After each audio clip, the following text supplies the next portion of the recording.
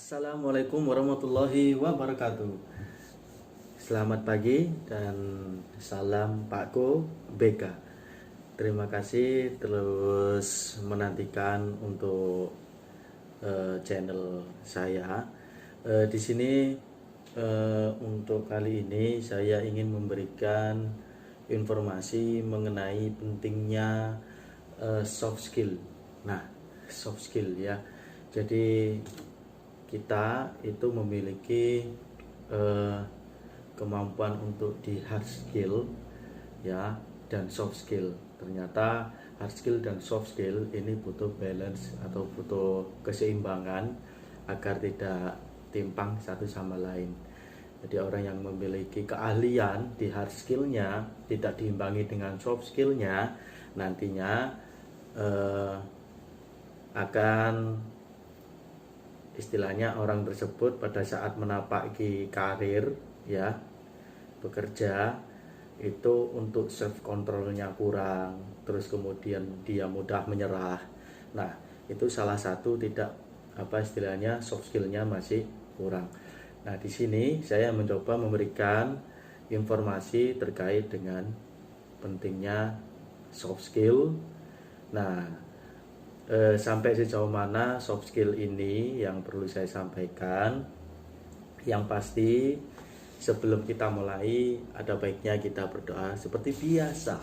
Oke, berdoa seperti biasa karena memang untuk channel Pakku BK ini saya bentuk seperti layaknya kelas online. Jadi siapapun nanti bisa mendapatkan informasi, dan terlebih informasi yang akan saya sampaikan ini yang juga bermanfaat juga kepada siswa atau anak didik saya di SMK YP 4 Taman. Tetapi pada umumnya semuanya bisa mendapatkan informasi. Nah, kita berdoa dulu menurut keyakinan kita masing-masing. Berdoa, mulai.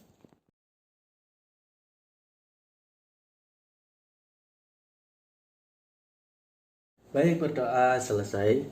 Nah, langsung saja kita masuk ke materi ya. Kita membahas pentingnya soft skill.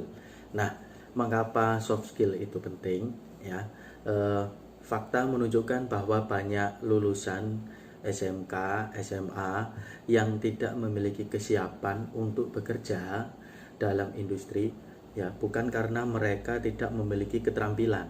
Nah, ini ya, bukannya tidak memiliki keterampilan teknis ya, keterampilan teknis misalkan mereka siswa SMK yang mengambil jurusan TKR atau otomotif, bukannya tidak memiliki kemampuan otomotif.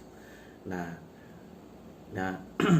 melainkan karena mereka tidak dipersiapkan dalam hal soft skillnya, sehingga pada saat menapaki karir ya, melamar pekerjaan, nah ini yang kalah ini ada di mentalnya ya. Jadi sebagai contoh saja ya, contoh ada siswa lulusan SMK otomotif ya, tetapi mereka tidak memiliki mental kerja yang positif, mudah menyerah, tidak memiliki self control yang baik, sehingga mereka tidak mampu menapaki karir dengan baik dalam dunia pekerjaan. Nah itu banyak terjadi.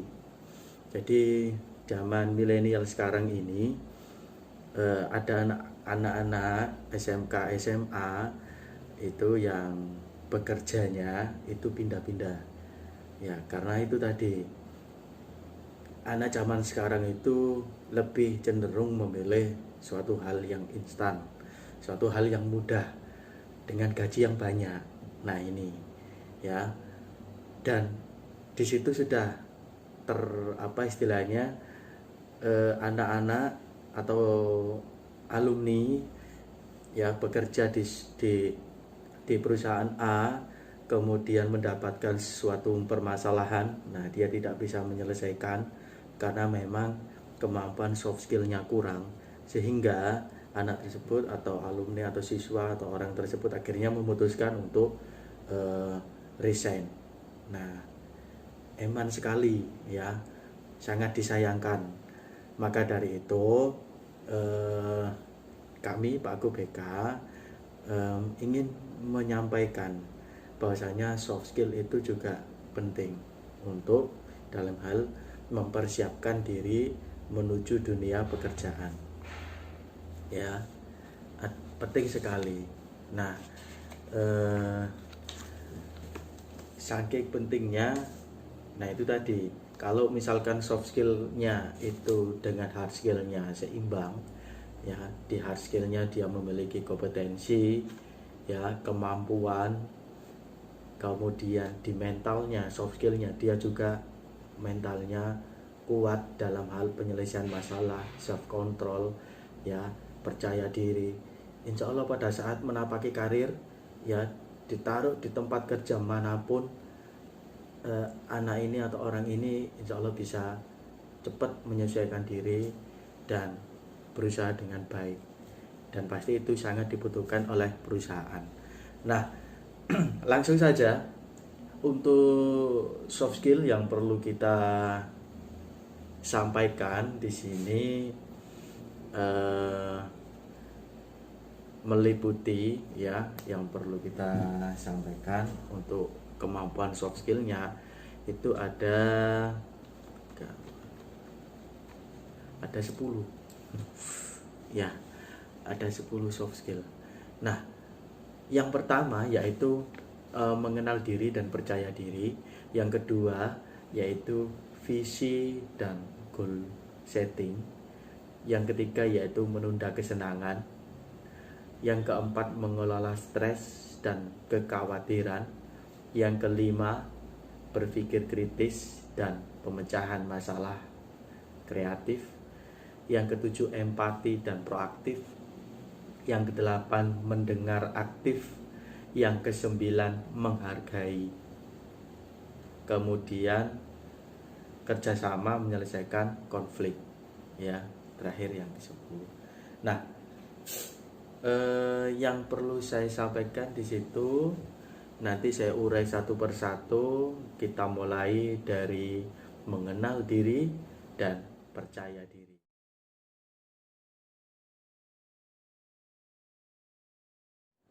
Yang pertama yaitu keterampilan soft skill mengenal diri dan percaya diri. Nah, pentingnya mengenal diri dan percaya diri itu merupakan langkah awal untuk kamu bisa memoles soft skillmu ya, meningkatkan soft skillmu.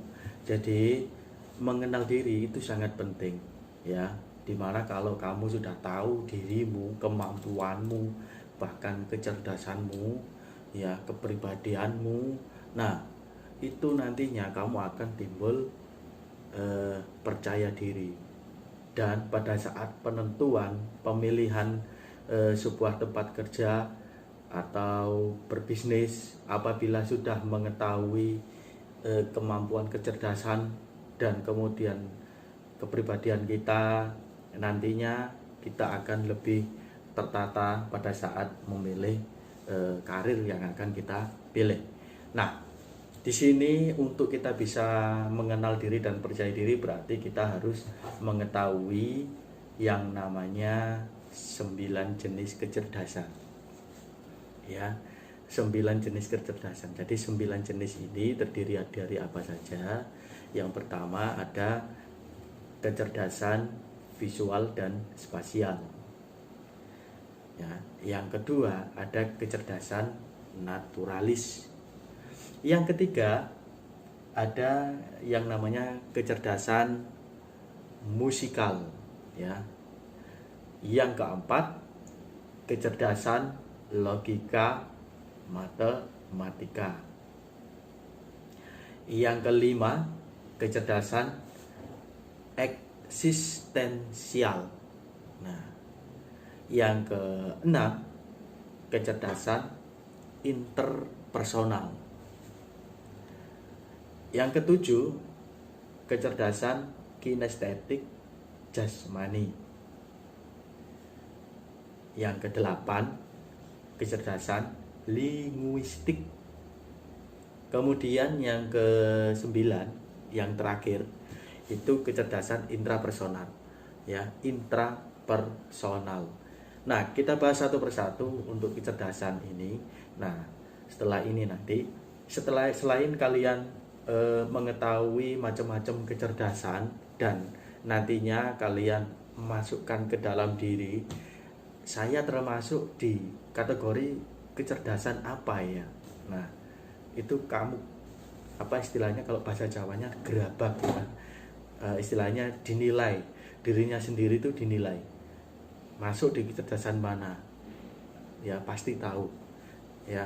Nah, kemudian selain tahu 9 kecerdasan tadi, kita juga memerlukan pengetahuan terkait dengan kepribadian. Nah, kepribadian itu dibagi menjadi empat kepribadian, 4 tipe, 4 macam ya. Yang pertama kepribadian sanguin, kemudian melankolis, kemudian koleris, dan plekmatis. Nah, itu nanti juga kita bahas satu persatu. Nah, kita masuk di tipe kecerdasan dulu. Oke, langsung jangan kemana-mana ya.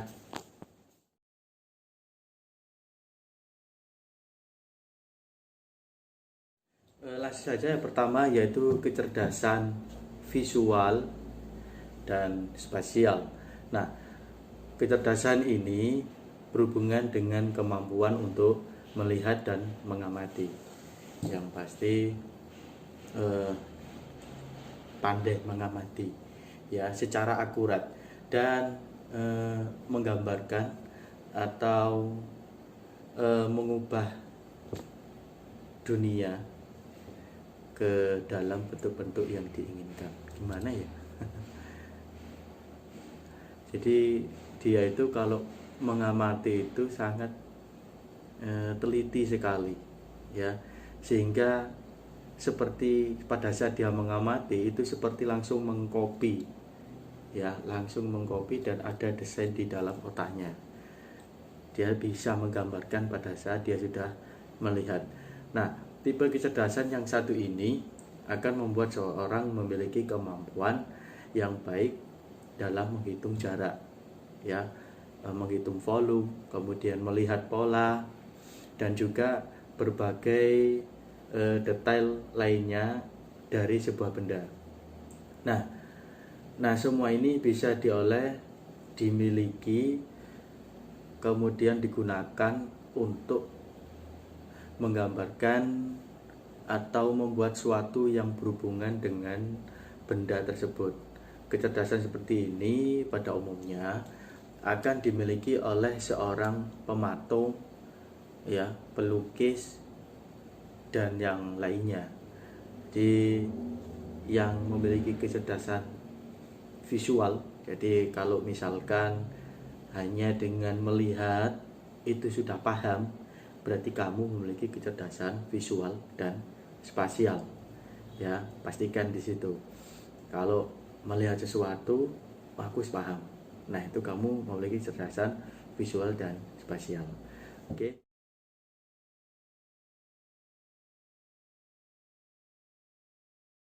Untuk yang kedua yaitu tipe kecerdasan naturalis. Nah, kecerdasan ini akan membuat seseorang memiliki kemampuan untuk memahami lingkungan dengan baik, ya, tanggap terhadap lingkungan.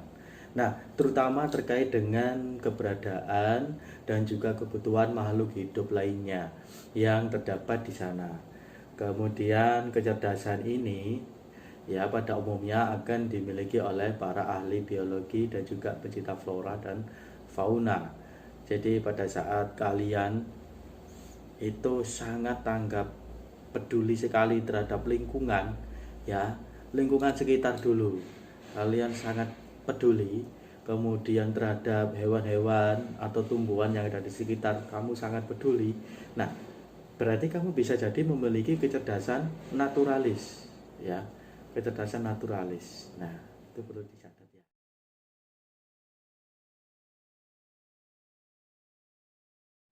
Yang ketiga yaitu kecerdasan musikal. Nah, kecerdasan musikal yang dimiliki oleh seseorang akan membuatnya memiliki pemahaman yang baik di dalam membedakan dan mengenali suara atau bunyi. Ya, mereka yang memiliki kecerdasan ini biasanya itu lebih peka terhadap nada, melodi, atau bahkan bunyi-bunyian. Nah, yang berirama pastinya. Kemudian kecerdasan musikal akan dimiliki oleh mereka yang bekerja sebagai pemusik atau cinta terhadap musik, ya, dirijen, komposer, dan berbagai bidang lainnya yang ada kaitannya dengan musik.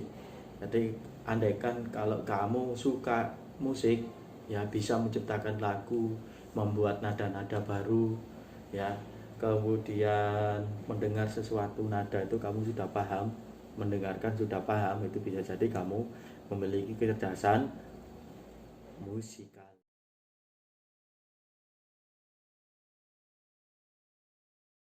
Selanjutnya yaitu kecerdasan logika matematika. Nah, tipe kecerdasan yang paling banyak dan umum kita jumpai di lingkungan kita sebab sejak lama kemampuan matematika dan juga logika seorang sering menjadi tolak ukur kecerdasannya.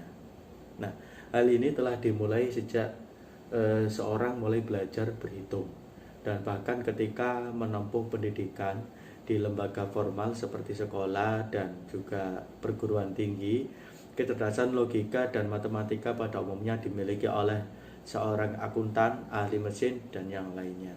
Jadi kecerdasan matematika ini bukan berarti kamu terus ahli dalam hal matematika, bisa ya. Kalau ahli memang kamu memiliki kecerdasan ini, tetapi bisa jadi kamu lebih teliti, ya, lebih teliti, itu suka berhitung. Nah, dari kecil sudah suka berhitung. Nah, karena pada saat perkembangan mengerjakan soal matematika, kemudian tidak ada yang memberikan arah, akhirnya tidak suka matematika, itu bisa jadi sebenarnya memiliki kecerdasan logika matematika, tetapi belum diasah dengan baik. Sebenarnya memiliki tetapi belum diasah. Yaitu tadi, pada saat ada PR matematika tidak ada yang memberikan jalan keluar. Nah, di situ akhirnya males dan tidak mau ataupun benci. Nah, kalau misalkan kalian suka terhadap matematika atau punya anak yang suka sekali berhitung, mengingat angka itu sangat cepat, bisa jadi Anda memiliki kecerdasan logika matematika.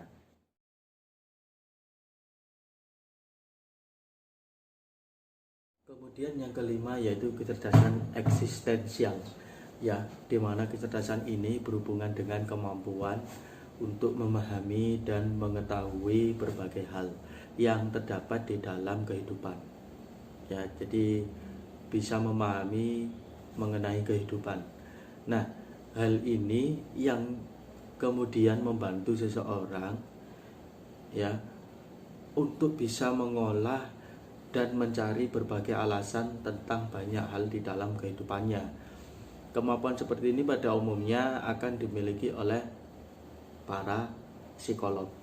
Nah, kalau misalkan para psikolog itu kan sangat perhatian terhadap kehidupan seseorang, permasalahan.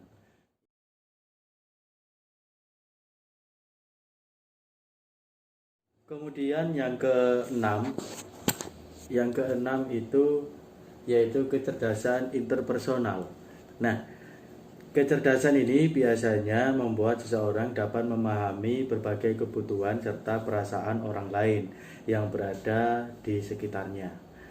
Nah, kemudian kemampuan seperti ini tentu akan membantu seseorang untuk bisa memiliki sebuah kehidupan sosial yang sehat dan lebih terarah. Pada umumnya kemampuan ini akan dimiliki oleh mereka yang bekerja di bidang sosial, pastinya di bidang sosial, ya, pelayanan masyarakat dan yang lainnya. Pokoknya pekerjaan yang ada istilahnya kegiatan sosial di dalamnya, itu berarti biasa jadi memiliki kecerdasan interpersonal, Jadi kecerdasan yang memang bisa tanggap terhadap lingkungan sosialnya, hubungan antar dengan manusia, ya, memiliki rasa simpati yang tinggi dan rasa empati yang tinggi, suka menolong. Bisa jadi kamu memiliki kecerdasan interpersonal. Kemudian untuk kecerdasan kinestetik jasmani, ini kemampuan yang membuat seseorang memiliki sebuah kecerdasan yang baik, ya, antar kinerja otak dengan tubuhnya, di mana orang tersebut mampu dengan mudah menggerakkan tubuhnya dan dengan menggunakan kekuatan pikirannya. Jadi lebih memiliki istilahnya ketahanan tubuh dan lebih kuat pada saat kegiatan-kegiatan yang ada kaitannya dengan gerak, ya, olahraga. Misalkan seperti itu. Suka sekali dengan olahraga, kegiatan berlari, sepak bola, dan macam-macam, ya, yang ada hubungannya dengan gerak tubuh dan pastinya tahan. Nah, itu bisa jadi kamu memiliki kecerdasan kinestetik jasmani.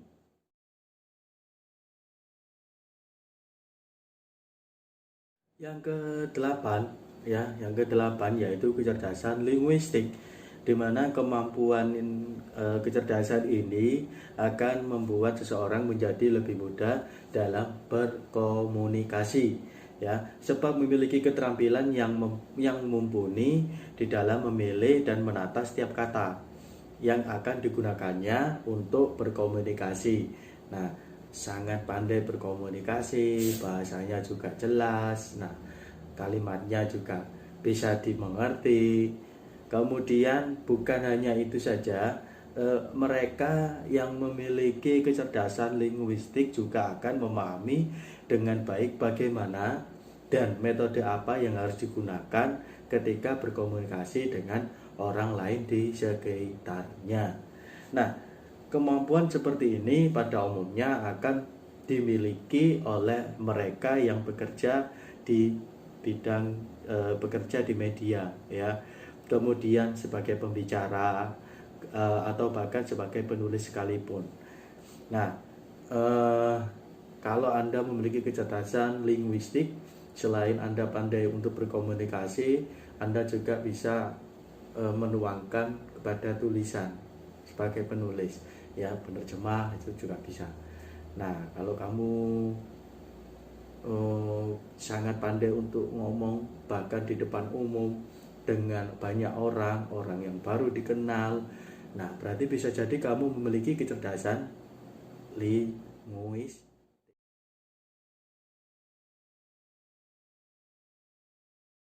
Yang terakhir yaitu kecerdasan intrapersonal, di mana kemampuan atau kecerdasan ini akan membuat seseorang paham dan mengerti dengan baik kebutuhan dan juga hal-hal yang diinginkan olehnya maupun oleh seseorang yang berada di lingkungannya. Jadi mengerti akan sebuah kebutuhan, baik kebutuhannya atau kebutuhan orang lain. Nah, hal seperti ini tentu akan sangat membantu seseorang untuk bisa sukses dan memahami setiap hal penting yang ada di dalam kehidupannya. Yang memiliki kecerdasan ini biasanya itu siapa? Seorang motivator, ya.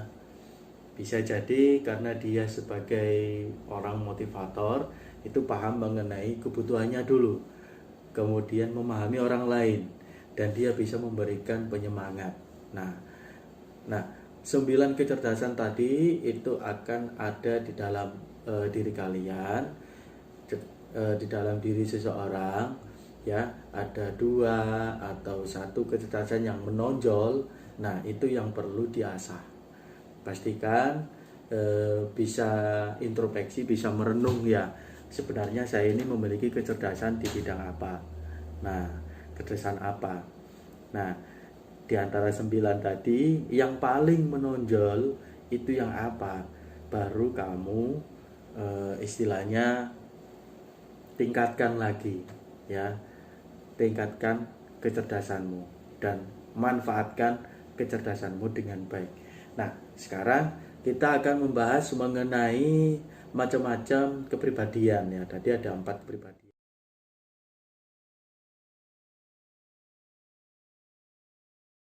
Tipe kepribadian yang pertama yaitu tipe kepribadian sanguin. Nah, tipe kepribadian manusia yang sanguin ini biasanya identik dengan seseorang yang ekstrovert, ya. Orang yang ekstrovert, hal ini menentukan pada sikap seorang sanguin yang selalu ceria, ya, selalu ceria. Kemudian dia optimis dan juga sedikit cerewet di berbagai kesempatan. Orang sanguin itu juga sangat mudah untuk bergaul, ya, mudah untuk bergaul dengan orang lain, yang baik orang yang baru dikenal. Nah, mereka tidak akan pernah kehabisan topik untuk berbicara, sehingga orang sanguin akan bisa menjadi teman mengobrol yang menyenangkan. Nah, kemudian seorang sanguin juga akan mudah percaya terhadap orang lain. Hal ini mungkin saja disalahgunakan oleh orang yang ingin memanfaatkan kepercayaan mereka. Tipe sanguin juga dikenal sebagai seorang yang sosok percaya diri, bahkan terkadang sedikit lebay atau berlebihan. Nah, walau begitu, salah satu sifat buruk dari seorang sanguin adalah mereka merupakan seorang yang mudah sekali merasa bosan. Mereka juga terkadang agak berantakan serta terkesan malu-maluin karena tidak kurang jaga image.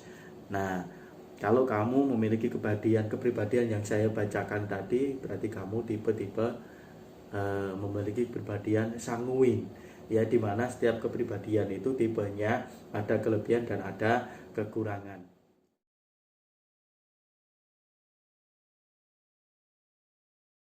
Yang kedua yaitu tipe melankolis. Nah, tipe seperti apa melankolis itu?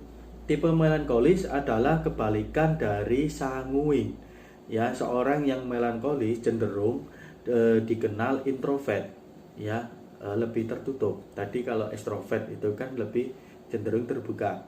Nah, dalam membuat perencanaan mereka akan melakukan perencanaan tersebut itu secara mendetail, ya, dan cenderung perfeksionis, harus perfect. Jika sanguin mudah percaya, maka melankolis sebaliknya, jadi tidak mudah percaya terhadap orang lain. Orang melankolis merupakan hal yang susah mendapatkan kepercayaan dari seseorang, ya. Kemudian mereka juga lebih suka menyendiri daripada berkumpul bersama dengan banyak orang. Orang melankolis itu kalau kamu bisa istilahnya mendapatkan kepercayaan dari orang melankolis itu susah, karena orangnya itu gampang tidak percaya gitu. Jadi sama orang itu tidak langsung percaya seperti orang sanguin. Kalau sanguin kan lebih karena dia terbuka sehingga dia itu gampang percaya terhadap orang lain. Tapi kalau melankolis itu beda, karena dia tertutup sehingga untuk percaya pada orang itu sangat minim. Dia harus mendetail dulu, harus mengenal orangnya seperti apa, sikap, sifat, perilaku, ya, dalamnya seperti apa, baru dia nanti bisa percaya, tidak langsung percaya. Nah, sifat buruk dari melankolis ini adalah mereka seorang yang mudah khawatir dengan apa yang terjadi di dalam hidupnya.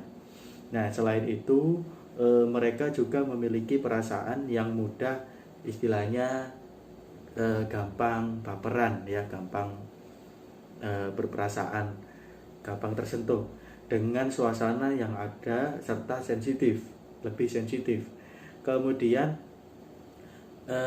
kalau salah ngomong sedikit pada orang-orang yang punya pribadi melankolis itu bisa menyakiti perasaan si melankolis. Jadi melankolis itu perasaannya sangat halus sekali, ya. Kalau orang sanguin ngomongnya blak-blakan, ketemu orang sanguin bisa sakit hati terus. Nah, kalau kalian misalkan memiliki perilaku atau oh kok sama dengan aku ya, berarti kamu memiliki kepribadian melankolis ya. Nah, harus tahu dulu kepribadian kita itu apa. Nah,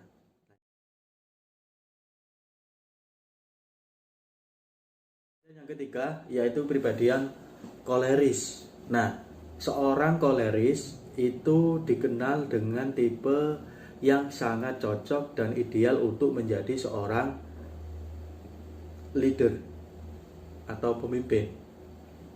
Nah, hal tersebut karena mereka memiliki kepribadian yang tegas dan tidak mudah terbawa suasana. Mereka juga mampu berpikir logis dan cepat sehingga mereka bisa mengambil keputusan dengan tepat ya, dan sedikit dan bijaksana. Kemudian tipe koleris juga termasuk orang yang fokus dan mandiri dengan apa yang menjadi tugas-tugasnya. Nah, selain itu, mereka berani untuk mengambil resiko dalam keputusan yang dibuatnya. Nah, sifat buruk dari seorang koleris, sifatnya itu keras kepala, ya, dan mudah bosan, terutama pada hal yang istilahnya bergerak lambat.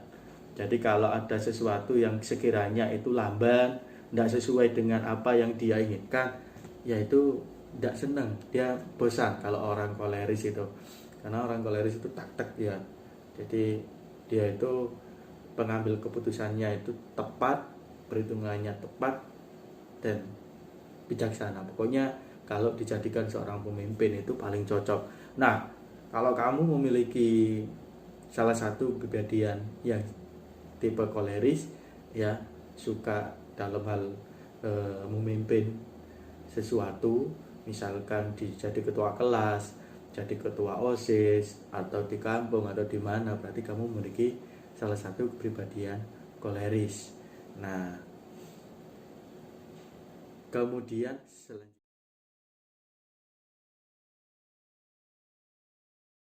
yang keempat yaitu pragmatis ya. Kalau koleris itu dikenal dengan sifat kepemimpinannya, maka pragmatis dikenal dengan sifat apa? Keibuannya. Ya. Jadi mereka dikenal sebagai orang yang sabar dan juga sederhana. Pokoknya kalau orang pragmatis itu orang-orang yang kalem, lemah lembut gitu ya.